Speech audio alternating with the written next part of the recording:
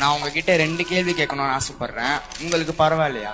2 கேள்வி. கேளுங்க. முதல் கேள்வி, இந்த 18 வயசுக்கு மேல இருக்கிறவங்களுக்கு குடிப்பழக்கம் தான் ஒரு கெட்ட பழக்கமா இருக்கு.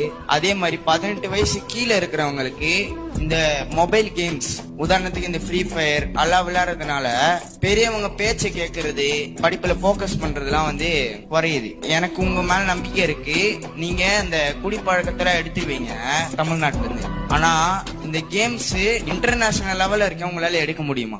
நீங்க சொல்றது சரிதான். இப்ப என்னமே நம்ம எல்லாமே இதுக்குள்ளே மூழ்கி கிடக்கிறதுங்கிறது ஒரு இதா இருக்கு. இப்ப விளையாட்டுங்கிறது திடல்ல போய் விளையாடாம கேம்ஸ் விளையாட்டுங்கிறத இந்த அலைபேசியிலே இதுலயே விளையாடும்.